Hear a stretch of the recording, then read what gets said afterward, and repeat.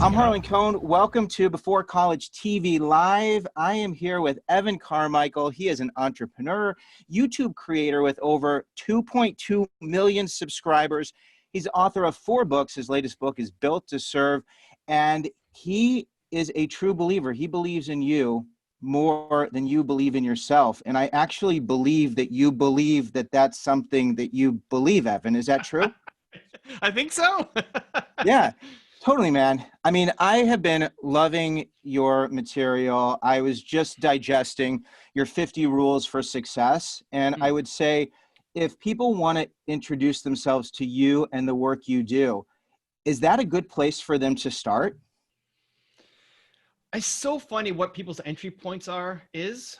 The 50 rules for success video, it could be, for some people, they love the book. I mean, you sold 1 million books plus. Some people love reading, and that's their best entry point in. For some, it might be this interview. Maybe this is their best entry point in because they know and love you and they get to learn a little bit about me. So however you normally learn, I'm probably hanging out there and appreciate any extra love. Yeah, well, that's great. Well, I want people to know who you are so they can have context to get a handle on just what you do. I also was enjoying watching you play video games. I think that's crazy, man. So now you are streaming for a couple hours, like answering questions and League of Legends. Tell me how that started. So I've been playing League of Legends. This is my 6th year playing. I sponsored my first esports athlete, League of Legends athlete, Manco. He plays the character that I play. So I play Teemo. I got a little statue of Teemo here. He's one of the 200 something champions in the game. And this guy, Kyle Manco, is one of the best Teemo players in the world. I am terrible. And so I'm sponsoring him and he's coaching me to get better. And part of the homework he gave me was playing 3 games a day. Each game takes, 25 to 50 minutes. And so I go on Twitch 5 times a week during the weekdays and I stream. I play my 3 games. I try to win. I'm trying to get better and answer business questions along the way. I mean, that's amazing because I know you're so busy. I mean, I could feel the rhythm of your day, like just are you on your trampoline, by the way? Yeah. I'm on my trampoline. Yeah, because I know you work on your trampoline as well, which gives you a little more momentum. But if somebody wants to like connect with you while you're gaming and ask entrepreneurial questions, is that a pretty accessible place right now? It's probably the most accessible place right now. Right. So the secret's out. Yeah, right. Secret's out. Come and follow me on Twitch. And I think it's a great hack. So for anybody, you're trying to reach out to your mentors, as people who you look up to and learn and want to learn from, look at where they're actually paying attention and try to be there. Because you might be tweeting at somebody or IGDMing somebody, but they never check there. Right. So go hang out where they hang out. When I go live on YouTube, it's just the questions come in so quickly. The chances of me picking yours is slim to none. When I go live on Instagram, it's still hard for me to keep up with. I'm not answering everybody's question. If you join me on Twitch, tonight I'm going to be streaming live. There's probably a good chance I'm going to be able to answer your question and do a little bit of a back and forth just because there aren't as many people following me on Twitch than the other platforms. Yeah, because I love that. Because I mean, you're a guy who's a lot of people want your attention, and the idea that you're there for that amount of time. I was like, this is gold. I'll probably see you there, man. Because I want to talk to you more. I only have a short amount of time with you, and I'm just so grateful to have you. And you're so generous and accessible, and it's just so incredible. One of the things about you, Evan, is you say, I can ask you any question. Nothing's off limits, right? So I'm going to do that, okay? And you don't know what I'm going to ask you, but I want to start off with just this week, okay? It's the middle of COVID-19 or middle, we don't know where it is. The world's upside down. You're constantly creating ideas. I want to know, what have been the best ideas that you've come up with this week? Ideas that we may not know about yet, but things that have been stewing that you're like, yes, this would be great. So I love using something like COVID, where now I'm not speaking, I'm not traveling, I'm not touring, I'm at home. I mean, I'm doing a lot of interviews like this, but I'm not touring. So it gives me a lot more free time at home. My favorite idea that I've come up with is I've challenged my team to come up with a 30 Days to a Better Life series. And this isn't announced anywhere. So we get the scoop here. Get the scoop before college TV. Here we go. I challenged my team. If we were only going to make 30 more videos and then the channel would shut down, that's gone. I'm like, goodbye, we're closing down. these are the 30 videos that you need to watch to change your life. What would those 30 videos be? And so we're going to make those 30 videos, and we're calling it the 30 Days to Change Your Life series or challenge. That then 30 days, 30 videos with a PDF kind of worksheet, something that people would often charge a lot of money for, but like follow along for these 30 days and get results in your life. So that's what we're working on. Super pumped for. That's exciting. So that's something that you're coming up with. Do you have a team now? You do a lot, and it's hard to know when you pull back the curtain just what's happening there. Can you just explain to me how many people you have putting your work together, and just run me through the organization real quickly if you can? Yeah, and so I love interviews like this because we get to pull back the curtain and show what happens behind the scenes. We've got 24, 25 people on the team, all doing various roles. So the very first person I hired was an editor. And that allowed me to go from making a video a week of me doing everything to a video a day where I can give it to my editor. And then we hired a researcher, and then we hired another editor, and then we hired a community manager, and then I hired people to help, film some of the content for me. Now we have a Spanish channel and a Russian channel and a Japanese channel and really eight other English channels. It's bonkers. I'd have to do a final head count to see. My wife runs she's my chief heart officer. So she runs all like team hiring and management. Right. 24, 25 people right now to run the whole operation. Crazy. And a big operation. I mean, you have many different arms to what you do, from the publishing to the speaking to your media and your sponsorship. So I want to go back in time to when you are 13 years old. You are a 13-year-old Evan Carmichael. All right. And you're looking in the mirror, man, and tell me, like, what are you telling yourself? You're like, hey, Evan, this is what I think of you, man. This is you. And if you can get into some of like the biggest insecurities, because I think that's so interesting seeing where you are right now. It's crazy you picked 13 because that was a pretty transformational age for me. That's when I was really into baseball cards. And so I'm from Toronto, Canada. The Toronto Blue Jays won the World Series in 92 and 93. I'm 13 then. So baseball cards is like, that's the prime time season. Plus my hometown won the World Series in baseball. It's like crazy baseball fever. And I have this entrepreneurial bug in me for some reason. It's my parents are entrepreneurs. My sister is an entrepreneur. But for whatever reason, like it caught. And I turned 40 in May. So we're going back to 13. People weren't talking about entrepreneurship. It wasn't something that people aspired to be. There was no internet back then. And so I decided I was going to sell baseball cards. And every weekend I would go with my parents. We'd drive 3 hours out of town to this place called the Orange Tent, where people sold baseball cards. Okay. And I would negotiate. I'm 13. I'm negotiating with people who are 40, 50 years old over base. This is their profession. Over 5 cents, 10 cents, 25 cents. They would give me a quarter with mud on it or gum. Like, I'll take it.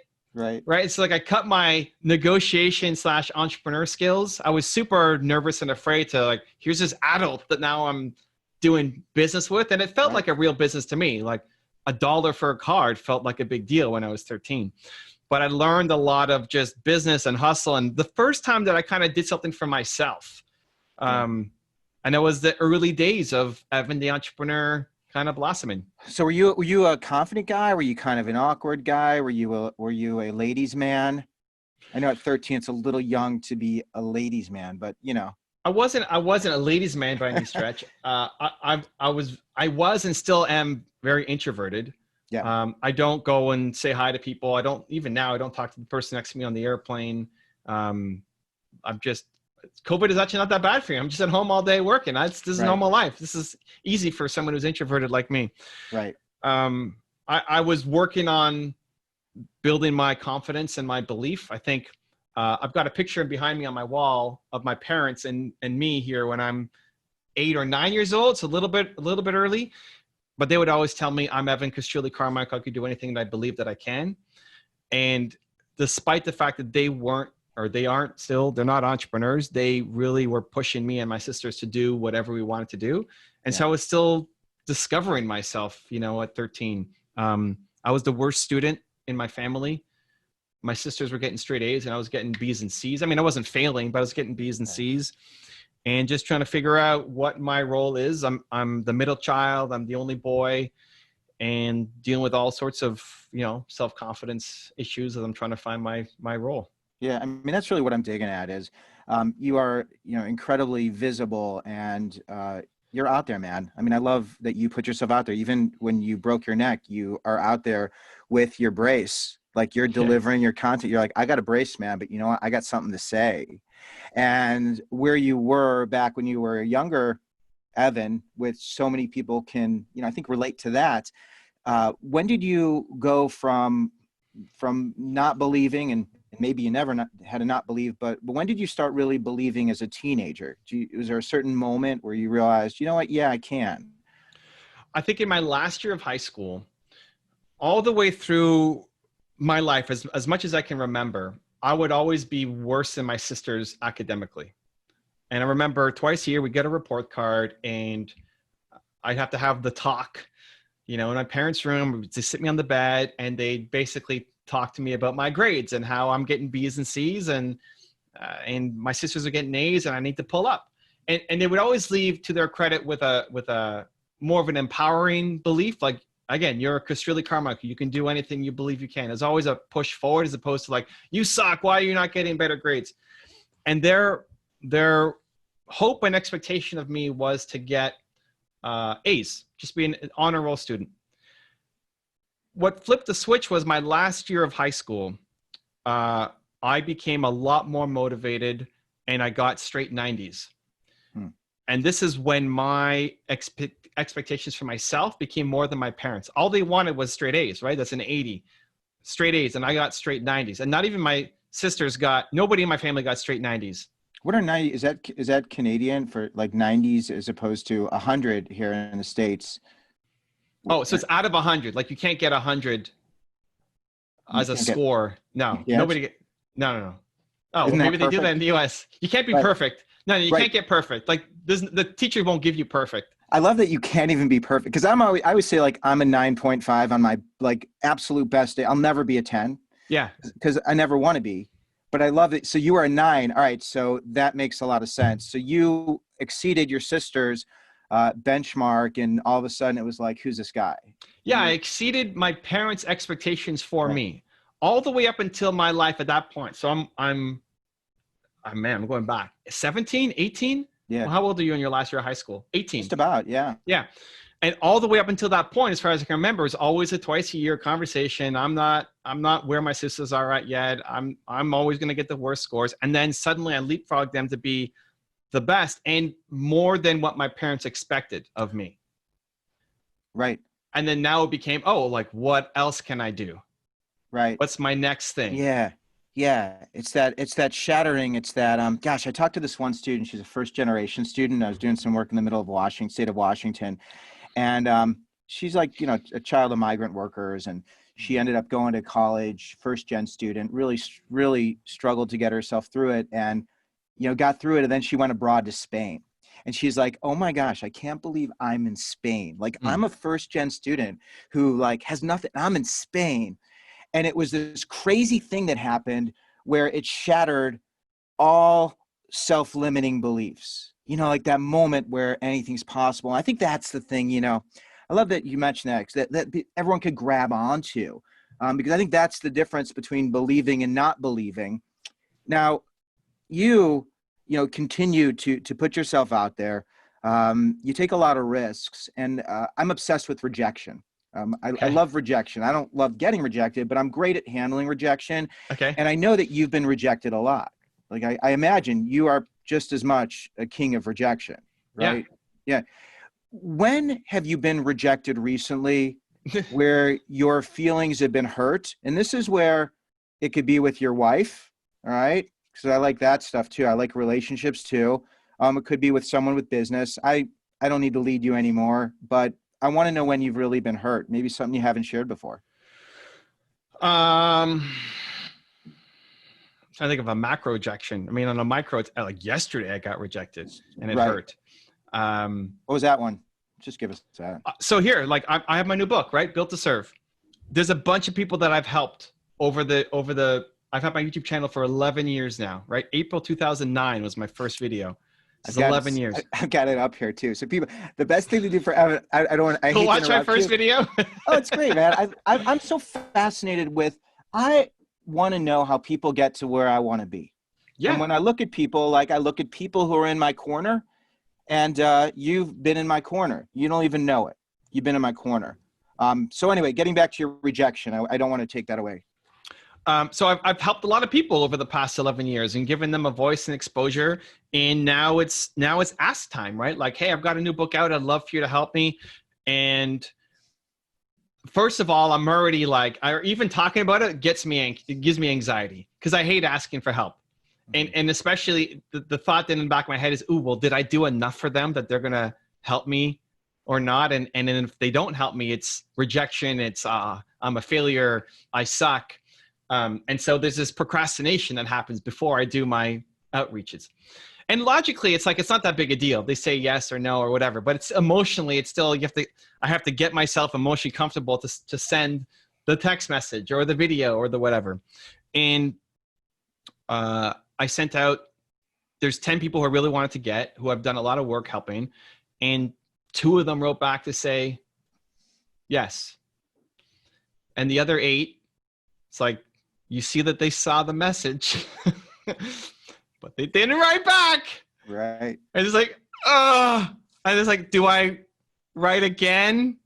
Do I wait? And like, yes, I mean, in a week I'll write again. And it's like, I love teaching myself that I do scary things, that the anxiety on the other side of that is the thing that I want, that being scared. I have 3 things: scary, difficult, or hard. Those 3 words I'm not allowed to say without then taking action. The fact that it's scary, difficult, or hard is not a good enough reason not to act. And so if I hear myself saying it or thinking it, then I have to do it just because. Right. But it doesn't mean that the fear isn't there and the anxiety isn't there. My biggest fear is disappointing people. And so every day I wake up and have the ability to potentially disappoint people. Right. So you send those 8, and then when you don't get or you send those 10, and you sent the 10, right? You got, you sent 10 and you got 2 back. So there's 8 right now that, you don't know what's going on with them. So you'll send a note next week, but do you talk to your wife? Do you say something at dinner? Or are you like, oh, Nina, I reached out and, oh man, I don't know. Or how do you process, or do you process? No, I'm very internal. So I'm talking about things doesn't help me at all. And this is actually a skill I had to learn because my wife now works in my business as my chief heart officer. But before that, she had a job, a normal 9 to 5 in payroll for other companies. And when she would come home, she would ask me about my day. And I have zero need to share what's happening in my day. It doesn't feel good for me. I have no need. It doesn't help me process anything, but I had to learn to do it because it helps her feel connected to me. Right. Is that the 5 love languages? Is that a book that's impacted you? I haven't read it. I know of it. I would go acts of service as mine. Yeah. But talking about problems out loud doesn't help me. I need to process it and then I need to act on it. So if I'm ever in a mode where I need to solve a problem, it's all focused internal, right? And so like no music, completely shut off, just go into Evan think mode until I come up with an answer. And then that's the new plan to go work on it. So what's been a recent problem where you've had to go into Evan, isolation mode? That's a good question. I think even in dealing with COVID, what ended up happening to a lot of channels in thought leadership, they went down, which I did not expect. I thought people are home. They got nothing to do. They're going to go watch YouTube videos. And YouTube is up, but people aren't watching educational videos. They're watching entertainment and they're watching news, which shocked me that people are not using this time to go learn about how they can get the skills to get better when we get out of this. People are obsessed with either shutting off the world in entertainment mode or just being consumed by the chaos and watching news. That's fascinating. So you see that because you're aggregating content, you have your channels, you know where people are going to, and is this just you anecdotally saying this, or is there no, data? I love data-driven decisions. So first I saw it on mine, and by views, I probably have the biggest channel. in thought leadership space. Right. And in general YouTube, no. But then I also help a lot of the guys who are also in thought leadership who are huge names. I've helped them get their channels going, and they're all messaging me, hey, how come I'm down? It's like, it's not just you. Everybody's down across the board. It's like, what do I do? Right? Yeah. And so that's where I had to go back and think, my whole strategy I thought was good, that this is our time to blow up. I expected our ad rates to drop because I didn't expect advertisers to be spending as much, but I expected our views to take off. And it was the opposite, like tanked. And so that's when I had to, this is the thing, like, I'm happy to have a conversation, but I want it to be around someone who can help me. Just like, if you had an answer, be like, hey, Harlan, can you help me with this? Like, can you hop on a call with? Just sharing my feelings doesn't help. So my wife can't help me in that problem.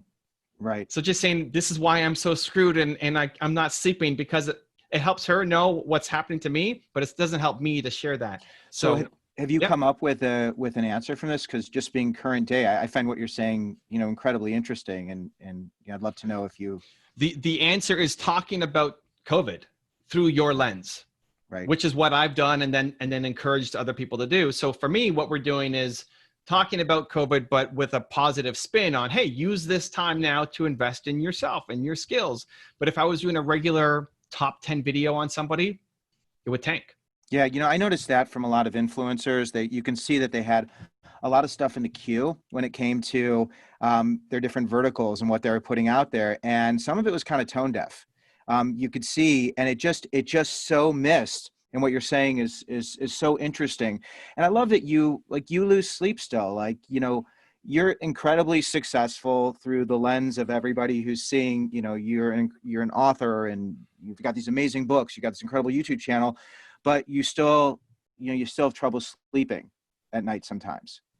I think that's healthy. Like, yeah. I think if there's, I have a saying, at least for myself, I don't know that I would prescribe it, but if there's nothing in my calendar that I'm afraid of, or that makes me nervous, I tell myself I hate my life.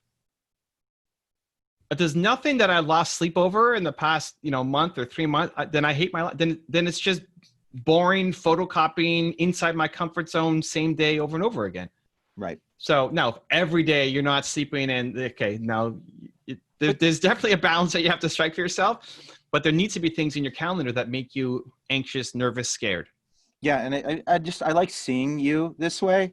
Okay. Because I just, I don't get to see you this way, and it makes me feel more connected. I know it makes a lot of people feel connected because you have this incredible machine, but at the same time, you're living it, man. Like you're in the weeds, you're feeling it. If you are talking to a bunch of middle schoolers who really haven't reached that point where they believe, and I know they're the next, I have so much respect for them. What do you tell them? What can you tell them? The ones that really don't know how to get there and want to look to someone like you or other people to show them the way, speak to them. Yeah. Inside of your question is the answer. I would say, look to the people who you love and respect, and then dive into their story. And maybe it's not Evan Carmichael, like maybe it's Beyonce, or maybe it's Jay-Z, or maybe it's whoever. Go research their stories. Look at how Beyonce started. And what you're going to see is a lot of hard work, a lot of adversity, a lot of people who didn't believe in her, and bam, here she is. And so that's not just something that, underprivileged or people with no resources face. I remember I was meeting a really high-powered executive in the film industry.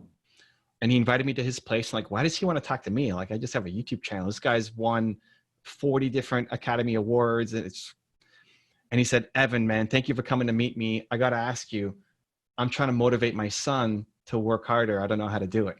It's like, Jesus Christ. So I said, well, who's his favorite person? Who's his hero? He said, LeBron James. Like, well, tell him to go look at LeBron's story. Because inside LeBron's story is dedication and patience and perseverance and pain and suffering that he overcame. And so he may not listen to you, because we don't often listen to our parents, right. And he may not listen to Evan Carmichael, but he'll listen to LeBron. And it's wild how many teachers use my videos in their classrooms, because the teachers say, well, they won't listen to me, but they'll listen to LeBron or listen to Beyonce, even though it's the exact same message. And I've never had any swear words in my videos. We always kind of mute them out, which is just more of a decision on my part. But it's wild how that's translated into the school system. The teachers are now using the content to share messages with their kids. Yeah, I share a message of people, places, and patience of, find your people and find your places. And what's so great about Evan's channel and you, Evan, is you connect those who have a dream with those who are living it, and you share those voices, and you can help people to identify those individuals. And you've created an amazing place to do that. And you, as a person who's in so many people's corner, I'm just so grateful for that. I'm so grateful that you take the time to visit with me. And I hope that we'll be able to continue this conversation offline, because I just dig what you do, man. I think you do great work, and I want you to get the 10 million subscribers, because that means you've got hundreds of millions of people who are believing. So Evan Carmichael, author of Built to Serve, over 2 million subscribers, his YouTube channel. Evan, thanks so much for being here. Stay well, stay healthy, and hopefully we'll continue this conversation. Thanks, Harlan. Appreciate you, man. Grateful. Thanks, man. See ya. Thanks.